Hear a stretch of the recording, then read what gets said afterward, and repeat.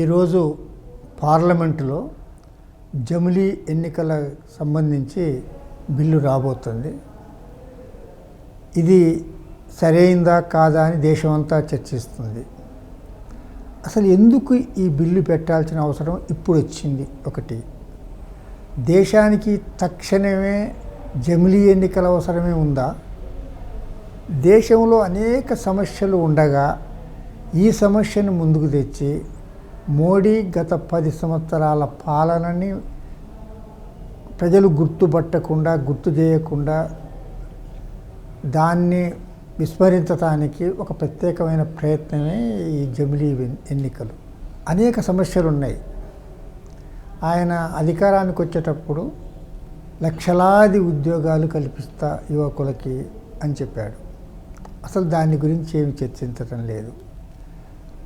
అదేవిధంగా విదేశాలలో ఉన్న 80 లక్షల కోట్ల పైగా డబ్బునంతా కూడా, వివిధ బ్యాంకుల్లో ఉన్న డబ్బునంతా కూడా తీసుకొచ్చి ప్రతి కుటుంబానికి 15 లక్షల చొప్పున పంచిపెడతా అని చెప్పాడు.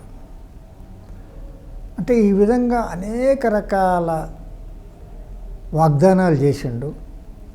ఆ వాగ్దానాలన్నీ కూడా ఏం చేసిండ్రు, ఎందుకు చేయలేకపోయావు అని అడగటం ప్రారంభమైంది.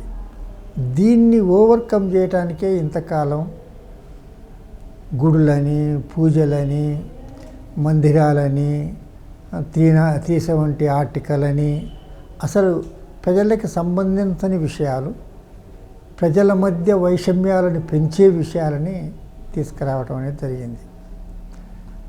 అవన్నీ పాతబడిపోయినాయి. ఇప్పుడు కొత్త దాన్ని ఒకటి ఈ జమిలీ ఎన్నికలు అనేది ముందుకు తీసుకొస్తాడు.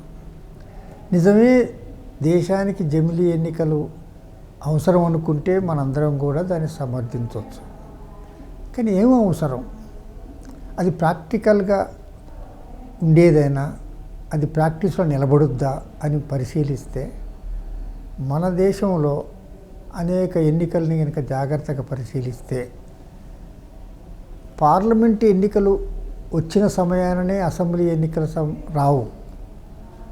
అసెంబ్లీలు ఎప్పుడు అయితే అప్పుడు పడిపోవటము, కొత్తగా ఎన్నికలు జరగటం సహజం. మరి అలాంటప్పుడు ఏం చేస్తారు? అలాంటప్పుడు మళ్ళీ 5 సంవత్సరాలు అయ్యేదాకా ఆ ప్రభుత్వాన్ని సెంట్రల్ పరిపాలించుద్ది, కేంద్ర ప్రభుత్వమే పరిపాలించుద్ది. అంటే ఒక మాటలు చెప్పాలంటే అనేక అస్థిరతలని సృష్టించటం, ఆ విధంగా రాష్ట్ర ప్రభుత్వాలన్నిటిని తమ చేతులకు తీసుకోవటానికి కేంద్రానికి అవకాశం వస్తుంది.